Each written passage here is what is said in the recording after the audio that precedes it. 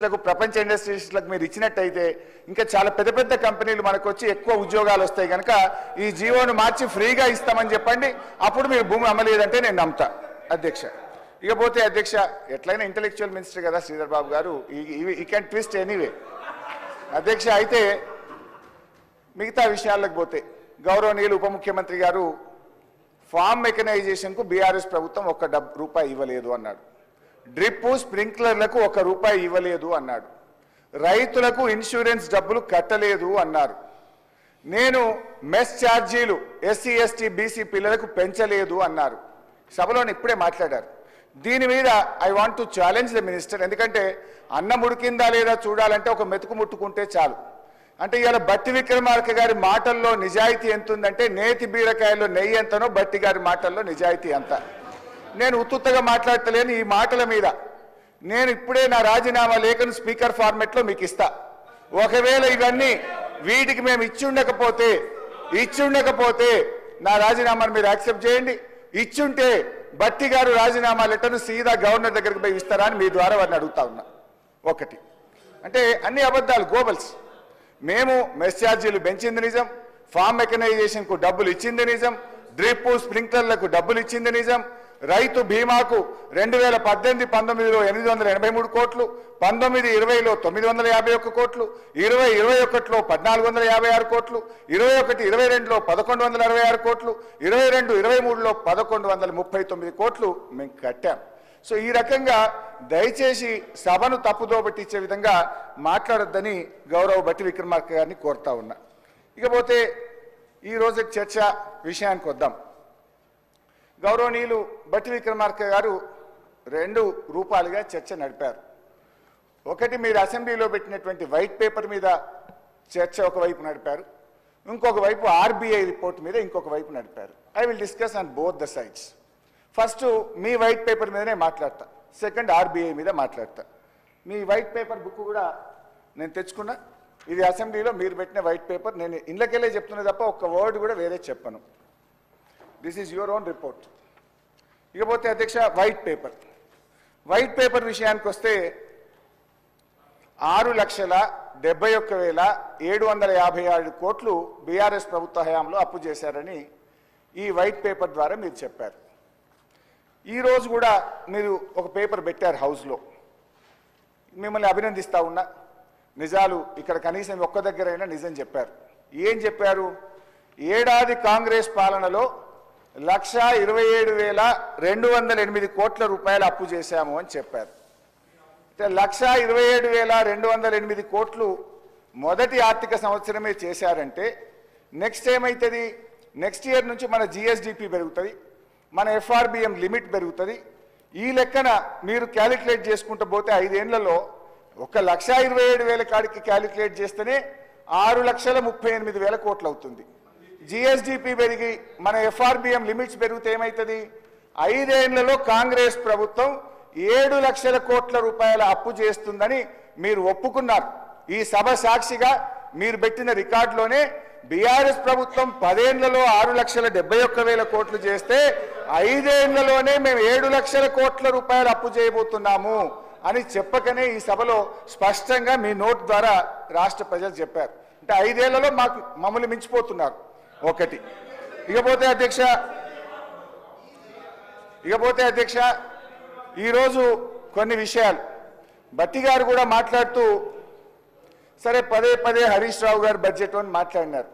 రేపు మేము కూడా బట్టి గారి బడ్జెట్ అని మాట్లాడాల్సి వస్తుంది.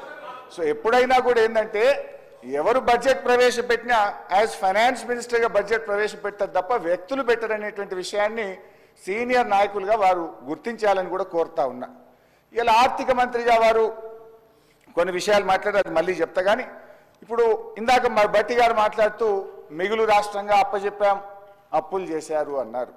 మరి 2014లో రెవెన్యూ మిగులు 369 కోట్లు అయితే 2022-23లో 5,994 కోట్లు మిగులు. మొన్న మీరు రీఅప్రోప్రియేషన్ కింద 2023-24 సంవత్సరానికి సంబంధించి బడ్జెట్ ఆర్ఈ చేసినప్పుడు కూడా 1,704 కోట్ల రూపాయల మిగులు అని ఈ బట్టి గారే ఈ శాసనసభలోనే పెట్టారు. అంటే మీరు ఆ రోజు మాకు 369 కోట్ల మిగులు రాష్ట్రాన్ని అప్పచెప్తే మీ లెక్కల ప్రకారంగా మీరు ఈ శాసనసభలో పెట్టిన బడ్జెట్ బుక్కుల ఆధారంగా 1704 కోట్ల రూపాయల మిగులుతో ఈ రాష్ట్రాన్ని మేము మీకు అప్పచెప్పాము. మేము కూడా సర్ప్లస్ స్టేట్ గానే మీకు అప్పచెప్పాము. అయితే అధ్యక్ష, ఈరోజు ఈ మిగులు రాష్ట్రం సర్ప్లస్ బడ్జెట్ అంటే ఏంటి అధ్యక్ష? అంటే మనము మిత్తిలు, జీతాలు, పెన్షన్లు, అదేవిధంగా అన్ని రకాల సబ్సిడీలు అన్నీ పోయిన తర్వాత మిగిలేదాన్ని మనం ఖర్చులు పోగా మిగిలేదాన్ని రెవెన్యూ సర్ప్లస్ అంటాం. అంటే మేము కూడా మిగులు రాష్ట్రంగానే మీకు అప్పచెప్పాం. ఇది నా మాట కాదు, ఇది శాసనసభలో మీరు చెప్పిన మాట. ఇకపోతే అధ్యక్ష, మరి ఇందాక కూడా బట్టి గారు ఒక మాట మాట్లాడుతూ ఎలక్ట్రిసిటీ డిపార్ట్మెంట్లో మీరు చాలా డబ్బులు కట్టాలి కదా, 1,25,000 కోట్లని పాపం లేని ఆవేశం తెచ్చుకొని చాలా ఆవేశంగా చెప్పారు. ఇప్పుడు 2014-15లో రాష్ట్రం ఏర్పడ్డప్పుడు ఈ రాష్ట్ర బడ్జెట్ 68,000 కోట్లు. 68,000 కోట్లకే ఒక విద్యుత్ సబ్సిడీకి 15,000 కోట్లు కడతారా? ఆ రోజు అవసరం ప్రకారంగా ఆ రోజు కట్టాం. 68,000 కోట్లతో దశా దిశ లేని పరిస్థితుల్లో ఈ రాష్ట్రం ఏర్పడితే మేము ఈ రాష్ట్రాన్ని చాలా బాగా అన్ని రంగాల్లో అభివృద్ధి చేస్తూ మీకు 2,93,000 కోట్ల బడ్జెట్తో ఈ రాష్ట్రాన్ని మీకు అప్పచెప్పాం. 68,000 కోట్లు ఎక్కడ, 2,93,000 కోట్లు ఎక్కడనో ఇలా బట్టి గారు ఆలోచించాలి.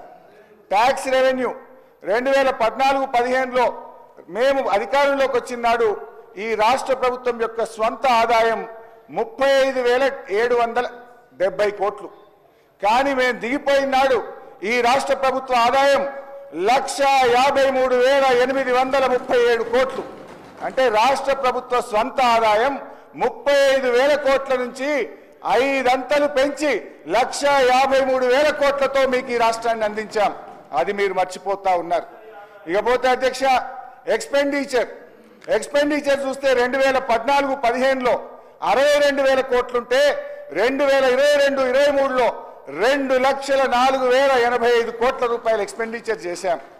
పర్ క్యాపిటల్ ఇన్కమ్ మేము వచ్చినాడు 1,24,000 రూపాయల తలసరి ఆదాయం ఉంటే మేము మీకు అప్పచెప్పినాడు ఈ రాష్ట్ర పౌరుని యొక్క తలసరి ఆదాయం 3,56,564 కోట్ల రూపాయలతో అప్పచెప్పాం.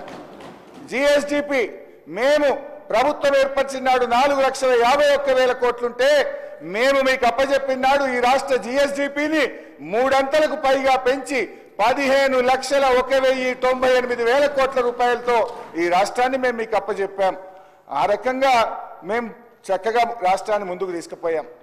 ఈ 10 ఏళ్లలో కూడా ఈ అప్పుల్లో కూడా మాకు ఒక ప్రత్యేకమైన పరిస్థితి ఏర్పడ్డది. కేంద్ర ప్రభుత్వం వరుసగా 2 కరోనా సంవత్సరాలు వచ్చినాయి. దేశమే కాదు ప్రపంచ ఆర్థిక వ్యవస్థ కుప్పకూలిన పరిస్థితి. అలాంటి 2 వరుస కరోనా సంవత్సరాలను కూడా మా 10 ఏళ్ల పాలనలో మేము ఎదుర్కొన్నాం.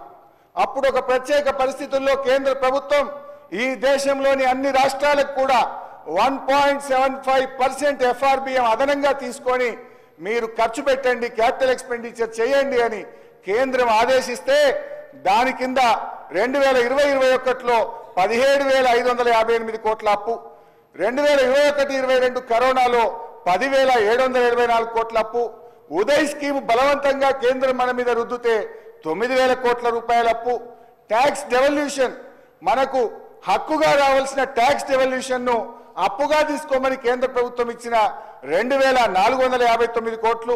ఇవన్నీ కలిపితే దాదాపు 40,000 కోట్ల రూపాయలు కరోనా వల్ల కేంద్ర ప్రభుత్వ నిర్ణయాల వల్ల ఈ రాష్ట్రం మీద అదనంగా అప్పుల భారం వచ్చింది కూడా దీంట్లో భాగమని కూడా వారు ఈరోజు గమనించాల్సినటువంటి అవసరం ఉంది. ఇకపోతే అధ్యక్ష, బట్టి గారు నేను మొదలే చెప్పాను, 2 భాగాలుగా చెప్పారు. ఒకటి మీరు చెప్పిన లెక్కలు, 2 ఆర్బీఐ లెక్కలు. నేను మీరు చెప్పిన లెక్కలు వైట్ పేపర్ లెక్కలకే వస్తూ ఉన్నాయి. వైట్ పేపర్ లెక్కలకు వస్తే అధ్యక్ష, మీరు తెలంగాణ రాష్ట్ర ప్రభుత్వ అప్పు 6,71,000 కోట్లని చెప్పారు. అయితే అది మేమేమంటున్నామంటే విచ్ ఈజ్ నాట్ కరెక్ట్ అని మేము అంటున్నాం. ఎట్లా నాట్ కరెక్ట్ అంటున్నాం అది నేను వివరించదలుచుకున్నా మీకు ఇప్పుడు. ఎందుకంటే ఈ 6,71,000 కోట్లలో రాష్ట్ర ప్రభుత్వం ఏర్పడే నాటికి మేము ప్రభుత్వం చేపట్టే నాటికే 72,658 కోట్లు అప్పటి ఆంధ్రప్రదేశ్ అప్పు వారసత్వంగా మాకు వచ్చింది. ఒకటి. రెండు, వివిధ సంస్థలకు గ్యారంటీల రూపంలో అప్పటి రాష్ట్ర ప్రభుత్వం ఇచ్చిన అప్పు 15,000 కోట్ల రూపాయలు కూడా మాకు వచ్చింది. మూడు, ఈ 6,71,000 కోట్లలో బట్టి గారి తెలివితేటలకు మేధస్సుకు మొక్కాలి. ఎందుకంటే మీరు ప్రభుత్వం వచ్చింది డిసెంబర్ 7, 2023. కానీ బీఆర్ఎస్ పార్టీ అప్పుల్లో ఎప్పటిదాకా పెట్టిండ్రు? మార్చి 31, 2024 దాకా మీరు చేసిన అప్పులు కూడా మాకే కలిపినావు నాయన నువ్వు. అది ఎంత అంటే 15,118 కోట్లు. కాంగ్రెస్ ప్రభుత్వం అధికారంలోకి వచ్చినాక తీసుకున్న అప్పు 15,118 మాకే కలిపిండ్రు. 72,000 కోట్లు ఉమ్మడి ఆంధ్రప్రదేశ్ నుంచి వారసత్వంగా వచ్చింది, మా ఖాతాలనే వేసిండ్రు. రెండు కలిపితే 87,776 కోట్లు. ఈ 87,776 కోట్లు మాకు సంబంధమా? ఇది బీఆర్ఎస్ అప్పు కాదు కదా, అది వారసత్వంగా వచ్చింది. ఒకటైతే మీరు ప్రభుత్వంలోకి వచ్చినాక డిసెంబర్ 7 నుంచి మార్చి 31, 2024 దాకా చేసిన అప్పును కూడా మా ఖాతాలో వేసి గోబల్స్ ప్రచారం చేసిన బట్టి గారికి అభినందనలు. ఇకపోతే అధ్యక్ష, ఇక గ్యారంటీలుగా 2014 కంటే ముందు గ్యారంటీల రూపంలో వారసత్వంగా వచ్చిన అప్పు 11,609 కోట్లు. అది 15,000 ఏమో మీరు చేసింది, వారసత్వంగా వచ్చిందేమో గ్యారంటీల రూపంలో 11,609, 15,118 బట్టి గారు చేసిన అప్పును బీఆర్ఎస్ ఖాతాలు వేసిండు. అది 15,118 బట్టి గారు అప్పది. నీ భాషలనే చెప్తుంది, ఏం చేయాలి మరి? ఇకపోతే 72,658 కోట్లేమో ఉమ్మడి ఆంధ్రప్రదేశ్ నుంచి వారసత్వంగా వచ్చిన ఈ మూడు జమ చేసుకోండి. ఈ మూడు కలిపితే ఎంత అయిందంటే 99,385 కోట్లు. ఈ 90 లక్ష ఎందుకు నేను కల్ప, ₹1 తక్కువనే చెప్తా. 99,385 కోట్లలో అసలు బీఆర్ఎస్ పార్టీకి ఏం సంబంధం? ఇది కూడా మా ఖాతాలు వేసి మీ యొక్క తెలివితేటలు ప్రదర్శించారు, మీకు అభినందనలు. ఇకపోతే మీరు విడుదల చేసినటువంటి వైట్ పేపర్లో, ఇందులో ఈ బుక్లో, ఇందులో మీరేం రాశారు? సరే, ఇందాక మీరు చెప్పిన కాళేశ్వరము, మిషన్ భగీరథ, గొర్రెలు తదితర అన్నీ కూడా మనమే కడుతున్నాం రాష్ట్ర ప్రభుత్వం. అవన్నీ కలిపి కార్పొరేషన్లు తీసుకొని రాష్ట్ర ప్రభుత్వం చెల్లిస్తున్న అప్పు ఎంత అంటే 1,27,208. ఐ అగ్రి, ఇది తప్పకుండా రాష్ట్ర ప్రభుత్వం కట్టాలి. దీన్ని రాష్ట్ర ప్రభుత్వ అప్పుగానే చూద్దాం. ఎఫ్ఆర్బిఎం అప్పు 389,673. కార్పొరేషన్ల అప్పు ఏదైతే రాష్ట్ర ప్రభుత్వమే చెల్లిస్తుందో అది 1,27,208. ఇకపోతే మూడవది, government guarantee loans which are raised by SPV and serviced by them. అంటే కార్పొరేషన్ అప్పు, ఒక నిమిషం మంచిగా లేదు, please please don't disturb me, I'm not really. ఇప్పుడు లేదండి, నేనేమనట్లేదండి. నేను చెప్పేది ఏంటంటే, వారు అసలు బయట కానీ సభలో కానీ లేకపోతే స్పీకర్ గారికి ఏదో నోటీస్ ఇచ్చారని చెప్పారు. అన్నీ కూడా ఆ గ్యారంటీస్ సంబంధించే కదా, ఆ గ్యారంటీస్ మరి మీరు ఓకే అంటారు. ఇప్పుడు మరి నేను ఆర్బీఐ అట్లా ఇచ్చింది, సభలో మీ మీద మూమెంట్ ఏంటంటే నోటీస్ ఇస్తాం, మేమే చర్యలు తీసుకోవాలంటారు. ఇప్పుడేమో సభలో ఒప్పుకుంటుంది. మరి ఒప్పుకున్న తర్వాత ఇంకా చర్చ ఏముంది అసలు? అదే కదా మేము చెప్పేది. ఒప్పుకున్నందుకు ధన్యవాదాలు సార్. ఒప్పుకున్నందుకు ఆర్బీఐ ద్వారా పుస్తకంలో చూపించింది కరెక్ట్ కాదు, మీరు చెప్పింది కరెక్ట్ అని ఒప్పుకున్నందుకు ధన్యవాదాలు. థ్యాంక్ యూ బట్టి గారు. ఆర్బీఐ లెక్క చెప్తా, మీ లెక్క చెప్తా. ఇప్పుడు మీ లెక్కలో ఉన్నా ఇప్పుడు మీ లెక్కలు మీ బండారం బయట పెట్టినాయి కదా. బట్టి గారు చేసిన అప్పు 15,000 మా ఖాతాలో కలిపిండు. ఉమ్మడి ఆంధ్రప్రదేశ్కి వచ్చిన 72,000 మా ఖాతాలో కలిపినవు. ఉమ్మడి ఆంధ్రప్రదేశ్లో మనకు కార్పొరేషన్ల ద్వారా ఉన్న 11,000 మా ఖాతాలో కలిపి 1,00,000 కోట్లు బీఆర్ఎస్ కు సంబంధం లేని అప్పును బీఆర్ఎస్ ఖాతాలో వేసింది. అయితే ఇప్పుడు కుల్లా చెప్పినా నువ్వు ఒప్పుకున్నావు. 1,00,000 కోట్లు మాకు బీఆర్ఎస్ ప్రభుత్వంలో చెయ్యని దాన్ని కూడా మా ఖాతాలో వేసినాను, ఒప్పుకున్నావు, ధన్యవాదాలు. ఇక రెండవది ఇందులో ఇంకొక 2 ఉన్నాయి అధ్యక్ష. గవర్నమెంట్ గ్యారంటీ ఇవ్వలేదు, గవర్నమెంట్ కట్టవలసిన అవసరము లేదు. అది ఎంత అంటే 59,000. గవర్నమెంట్ గ్యారంటీ ఇచ్చింది, గవర్నమెంట్ కట్టవలసిన అవసరం లేనిది 95,000 కోట్లు. ఈ 2 కలిపితే ఎంతంటే అధ్యక్ష, గవర్నమెంట్ రాష్ట్ర ప్రభుత్వ ఖజానా నుంచి కట్టవలసినటువంటి అవసరం లేని డబ్బు 1,54,876 కోట్లు. అంటే మొత్తంగా అధ్యక్ష శ్వేతపత్రంలో మీరు చూపించిన 6,71,757 కోట్ల నుంచి మేము తీసుకొని అప్పు 99,385, ప్రభుత్వం కట్టవలసిన అవసరం లేని అప్పు 1,54,876 కోట్లు తీసేస్తే బీఆర్ఎస్ ప్రభుత్వం అచ్చంగా చేసిన అప్పు ఎంత అంటే 4,17,000 కోట్లు మాత్రమే. ఈ 4,17,000 కోట్లలో కూడా కరోనా సమయంలో ఇందాక నేను చెప్పిన ఉదయ్ స్కీమ్ కానీ, రాష్ట్రానికి రావాల్సిన గ్రాంట్స్ కానీ, కరోనా సమయంలో తీసుకున్న 39,000 కూడా ఇలా ఉన్నాయి. 39,000 కరోనా ప్రత్యేక పరిస్థితుల్లో తీసుకున్న అప్పు కూడా కలిపి 10 ఏళ్ల బీఆర్ఎస్ పాలనలో తీసుకున్న అప్పు కేవలం 4,17,000 మాత్రమే. కానీ మీరు మొదటి సంవత్సరమే 1,27,000 చేసిండ్రు. మేము 10 ఏళ్లలో 4,17,000. Mislead the house. That's not correct sir. అధ్యక్ష, హరీష్ రావు గారు చాలా తెలివిగా సభను తప్పుదోవ పట్టించడానికి ప్రయత్నం చేస్తున్నారు. That's not correct. ఇప్పుడు వారు ఏమన్నారు, మేము వచ్చిన 3 నెలల పాలన కూడా తెచ్చిన అప్పుల్ని మీరు కలిపి చెప్తున్నారు అని అన్నారు. లేదు, ఒకసారి శ్వేతపత్రం పుస్తకం ఒకసారి తీసుకోమని చెప్పండి అధ్యక్ష. అది తెలంగాణ రాష్ట్ర ఆర్థిక శ్వేతపత్రం, ఆర్థిక శాఖ అప్పుడు ప్రవేశపెట్టినప్పుడు ఆ తర్వాత 3 నెలలు ఇంకా రాలే మాకు. అప్పటికి ఆ 3 నెలల కంటే ముందే కదా ప్రవేశపెట్టింది ఇది. ఆ ప్రవేశపెట్టినప్పుడే మేము ఇచ్చింది దీంట్లో చాలా స్పష్టంగా అవుట్ స్టాండింగ్ డెట్ 6,71,757 కోట్లని ఇచ్చాం. రాబోయే 3 నెలల్లో మేము చేసే అప్పుని దాంట్లో యాడ్ చేయలేదు. సో మీరు అది కూడా యాడ్ చేసి 6,71,757 కోట్లు అని చెప్తున్నారు, విచ్ ఇస్ నాట్ కరెక్ట్. తర్వాత దీంట్లో మళ్ళీ మేము డీటెయిల్గా నేను చెప్పిన దాంట్లో కూడా చెప్పా, శ్వేతపత్రమే కాకుండా ఇప్పుడు కూడా చెప్తూ దీంట్లో out standing debt as on 1/12/2023 అని చాలా స్పష్టంగా చెప్పాను. దాంట్లో 6,71,757 crores.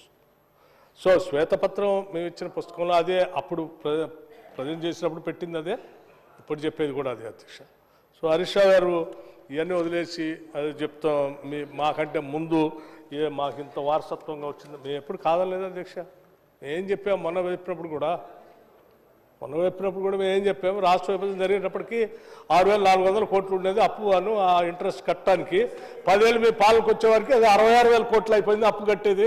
ఎందుకు 6,400 నుంచి 66,400 ఎందుకు పెంచారని అడిగాం. అట్లాగే మీరు అప్పుడు వారసత్వంగా వచ్చింది మేము అది కూడా చెప్పాం కదా, చాలా సందర్భాల్లో చెప్పాం. అప్పుడు ఉన్నటువంటి అప్పు ఎంత ఉంది, తర్వాత మీరు వచ్చిన తర్వాత ఎంత చేసింది అన్నీ క్యాల్కులేట్ చేసే ఆ 1,00,000 కోట్ల అప్పు ఎంత చేశారో చెప్పాం. దాన్ని వదిలేసి ఇప్పుడు మళ్ళీ ఆ పాతది అంత ఉంది, తర్వాత మీరు వచ్చిన తర్వాత ఎంత చేశారు, మేము ఎంత చేయలేదు అసలు అని మళ్ళీ చాలా కన్వీనియంట్గా సభను తప్పుదోవ పట్టించడం కోసం చాలా సిస్టమేటిక్గా కన్వీనియంట్గా ఈ trying to misguide the house once again, which is not correct అధ్యక్ష.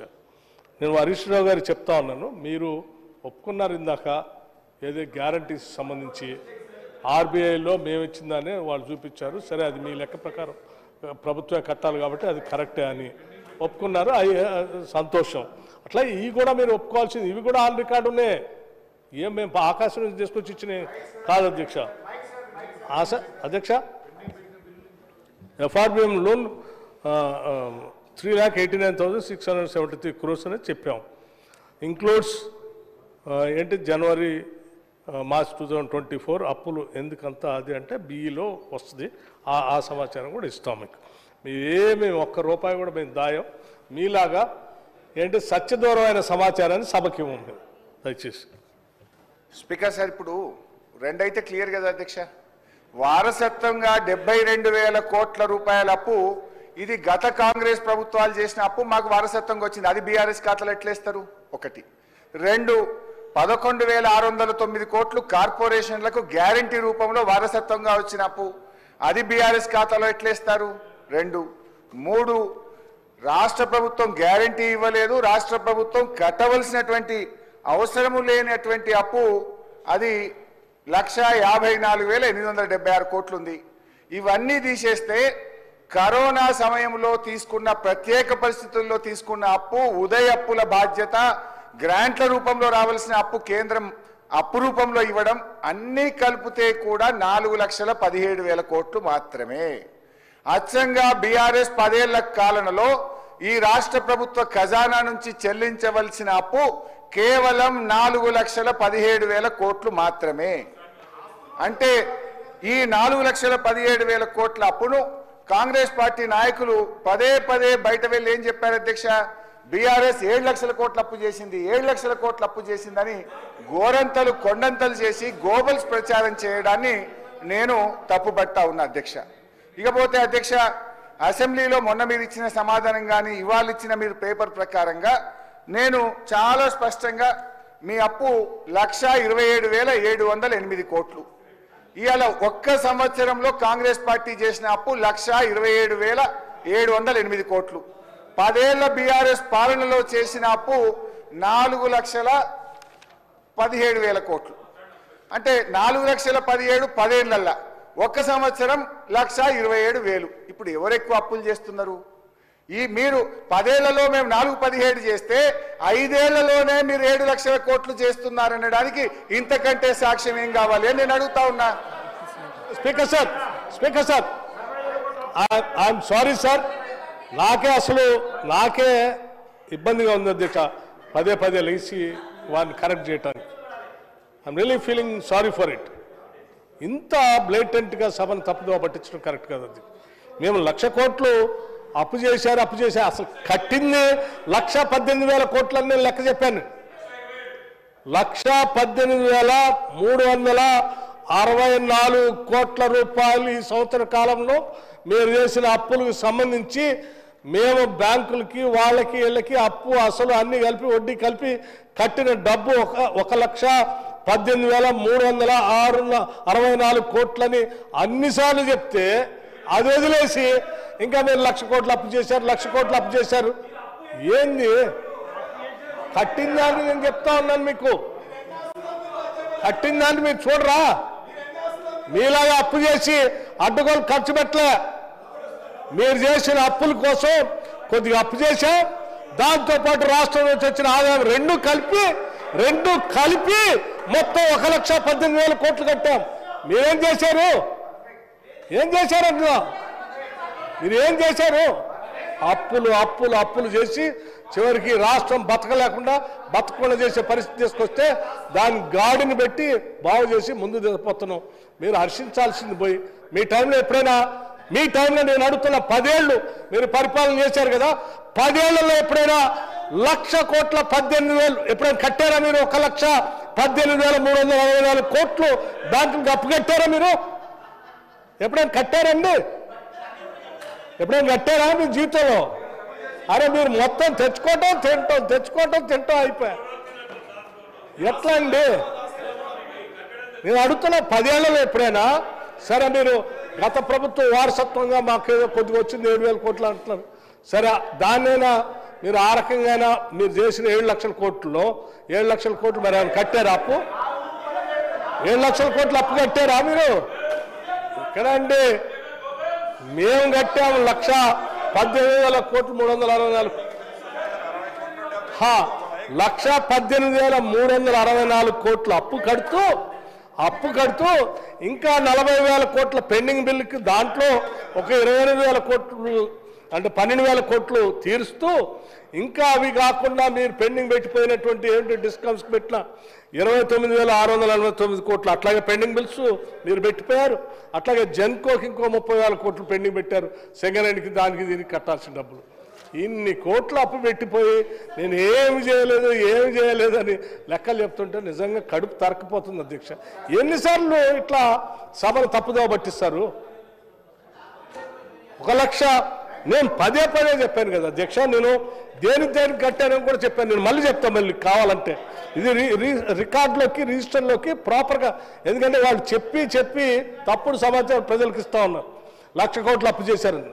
అధ్యక్ష, నేను చెప్తా ఉన్నాను అధ్యక్ష, మేము ప్రతి సందర్భంలో ఎఫ్ఆర్బిఎంలో దానికోసం కట్టిన 43,317 కోట్లు, గవర్నమెంట్ గ్యారంటీస్ కింద ఈ రాష్ట్ర ప్రభుత్వం ద్వారా బ్యాంకులు వాటికి కట్టింది 20,479 కోట్లు, టోటల్గా 63,795 కోట్లు.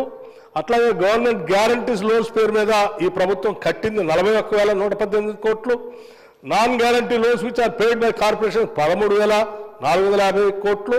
మొత్తంగా 1,18,364 కోట్లు మేము కట్టాము. ఇది లెక్కలతో సహా అక్కడ ఉంది, కంప్యూటర్లో కూడా ఉంది మహానుభావం అని చెప్తా ఉంటే మళ్ళీ పదే వేసి మీరు 1,00,000 కోట్లు అప్పు చేశారు. ఇంతకంటే ఇంకేం చెప్పాము? మీలాగా ఇందాక చెప్పారు, ఇందాక కూడా అట్లా అబద్ధం చెప్పారు. ఏదో ఆ భూమిని బదలాయించి ఏదో చేశారట. మీలాగా మేము వాళ్ళ భూములు గుంజుకోలేదు అధ్యక్ష. ఈ రాష్ట్ర ప్రభుత్వానికి ఎవరో పాపం కోట్లు వేసి భూములు గుంజుకొని పోతుంటే మాయ అంటుంటే మా ముఖ్యమంత్రి క్యాబినెట్ అంతా కూర్చొని అరే ఏ సమయంతో ఇంచే కూడా పోవడానికి వీల్లేదని కోర్టులో కొట్లాడి ఆ భూమిని తీసుకొచ్చి ఆ భూమి ద్వారా మళ్ళీ అమ్మకుండా ఇండస్ట్రియల్ ఇన్ఫ్రాస్ట్రక్చర్ కార్పొరేషన్కే ఇచ్చి ఈ రాష్ట్రానికే ఉండాలి, ఈ ఆదాయం మొత్తం రాష్ట్ర ప్రజలకే ఉండాలా అని అమ్మకుండా జాగ్రత్త చేసి పెడితే ఎవడో అన్యాక్రాంతమైన భూమిని తీసుకొచ్చిన భూమిని అమ్మకుండా మళ్ళీ ఇండస్ట్రియల్ కార్పొరేషన్కి ఇచ్చారు. ఇండస్ట్రియల్ కార్పొరేషన్ ద్వారా పరిశ్రమలు తేవడం కోసం ప్రయత్నం చేస్తారు. ఇంత చేసి ఈ ఆదాయం అంతా కూడా పోగేసి రాష్ట్ర ప్రజల కోసం మేము ఖర్చు పెడతా ఉంటే మాలాగా ఔటర్ రింగ్ రోడ్ అమ్ముకున్నట్టు మీరు అమ్ముకోలేదు, లేకపోతే అక్కడ కోకాపేట భూములు అమ్ముకున్నట్టు మీరెందుకు అమ్ముకోలేదు? మేము భ్రమల్లో ఊహించుకొని మీరు అమ్మారు. ఎట్లా అధ్యక్ష? ఇది కరెక్ట్ కాదు. మీరు ఇట్లా ఈ రకంగా డైవర్ట్ చేయటం. థ్యాంక్ యూ వెరీ మచ్ బట్టనా. 1,27,000 కోట్లు ఏడాది కాలంలో కాంగ్రెస్ పార్టీ అప్పు చేసింది అని బట్టి గారు పదే ఒప్పుకున్నందుకు అభినందనలు.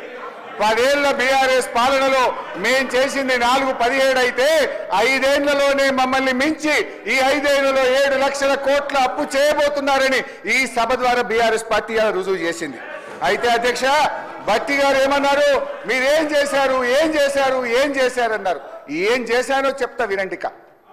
ఏం చేసినాం అధ్యక్ష?